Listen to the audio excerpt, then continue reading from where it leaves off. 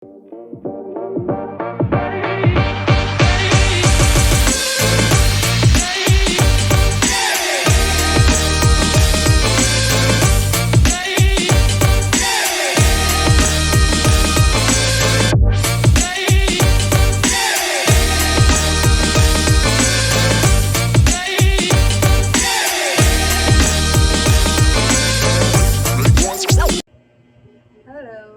I'm Rodisha Damayo, and you can call me Dessa. I am a social media marketing specialist, a graphic designer, and a business guru.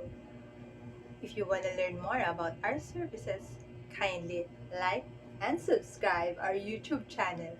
Thank you. Hello, my team. This is how I add video to my website. First, open mo yung website dashboard mo sa Stikingly. Then, you click on the edit. So, once nakapasok ka na sa my Stikingly mo, nakakita mo on this part yung segments mo or sections. Click mo lang yung portfolio. Tapos, pwede ka nang mag-add ng graphics or video. So, dito, ang hahanapin mo naman is Manage Gallery. Click mo siya. Yan. So, you can add videos to import here. So, if you want to import from your browser or from a URL, usually I load videos with URL. I use this 1, 2, 3, 4, 4 tab to add a video. The video should be in YouTube link or vemeo. Kasi yun usually ang tinatanggap nila. So let me just get one link from my channel. Okay, for example, ito, how to make a content planner. Gusto ko siyang i-add doon sa aking mga videos. So, dito makikita mo nga pala. I'm opening YouTube Studio, ha? YouTube Studio. Sa YouTube Studio kasi, minamanage mo yung mga channel mo. So, doon ka nag-edit, doon ka nagdadagdag ng details. So, doon mo rin makikita yung ganito. So, isang click lang siya, nakaka-copy na siya. And then, i-add mo siya dyan. Control V.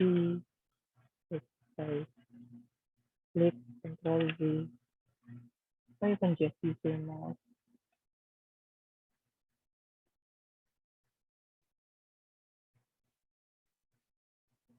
It will load. Ayun. So, naidagdag na siya. Check natin, tingnan ha. How to make video. Lagyan mo lang siya ng title, the description. Okay. O video purpose. Kasi nadagdag ko na siya last time. Save. Ayun. So, kung titingnan mo siya, hindi mo siya kailangan i-reload. Kasi andyan na siya. Mag-a-appear na siya dyan. O, pag preview site mo, tapos view live site, ko pinablish siya na. Ayan na siya.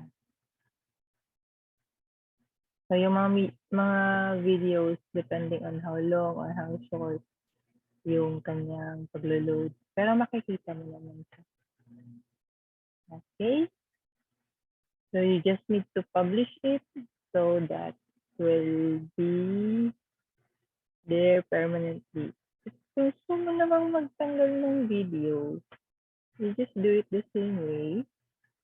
Go to portfolio, manage gallery, tapos click mo yung aling video yung gusto mong tanggalin, then delete. Okay. So, yan siya.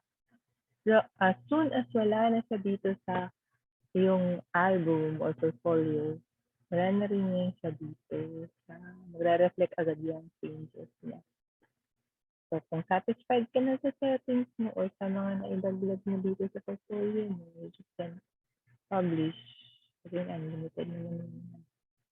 Then you can view your URL, load.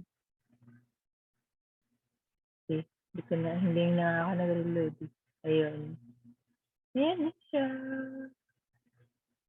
That's all, making. Wala ako ng struggle.